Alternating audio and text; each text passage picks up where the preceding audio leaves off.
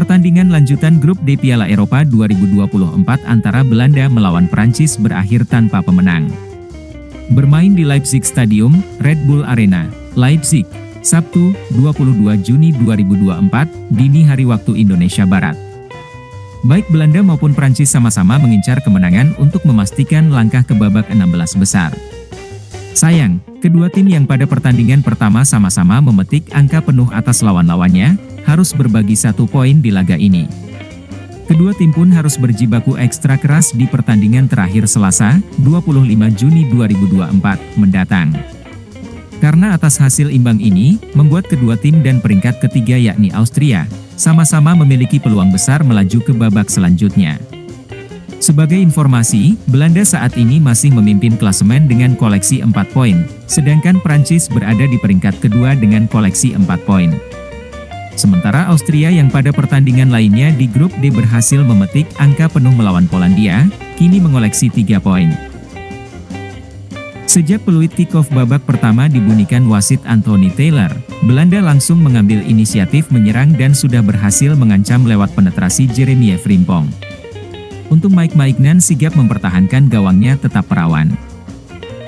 Selang 3 menit kemudian, lebih tepatnya menit keempat, Prancis balas mengancam melalui tembakan Antoine Griezmann. Namun sepakan pemain Atletico Madrid itu masih bisa dihalau oleh penjaga gawang Belanda, Bart Verbruggen. Pada menit ke-15, Prancis lagi-lagi mendapatkan peluang, kali ini lewat tusukan Adrien Rabiot yang berhasil lolos dari penjagaan pemain belakang Belanda.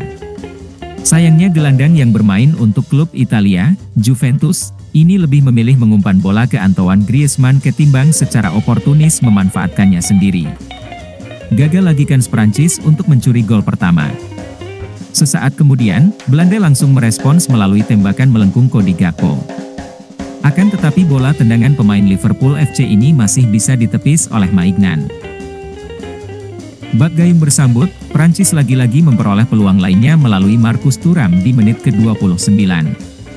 Lolos dari jebakan offside menerima umpan Jules Koundé, penyelesaian striker Internazionale Milan ini masih melebar dari sasaran. Belanda kembali mendapat peluang dari Xavier Simons pada menit ke-36, namun tendangannya tepat mengarah ke pelukan Maignan. Beberapa menit sebelum turun minum, Antoine Griezmann lagi dan lagi punya kans mencetak gol. Namun sundulannya juga tepat mengarah ke pelukan Bart Verbruggen. Permainan atraktif dan saling serang kedua tim sayangnya belum membuahkan 1 gol pun hingga babak pertama berakhir.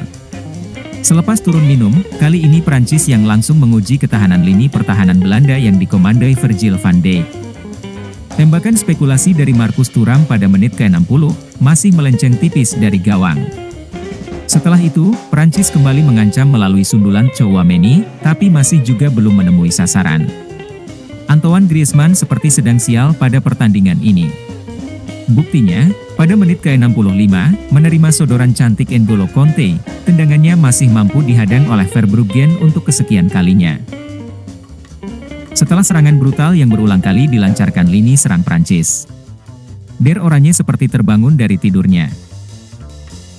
Pada menit ke-70, Xavier Simons berhasil memecah kebuntuan pasukan Ronald Koeman, setelah ia berhasil mencocor bola pantulan sepakan Memphis Depay yang ditepis penjaga gawang Prancis, Mike Maignan.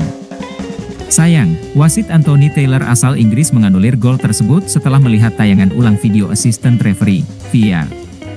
Denzel Dumfries yang juga berada di situasi tersebut, dianggap mengganggu pergerakan Mike Maignan sebelum Xavier Simons mencetak gol.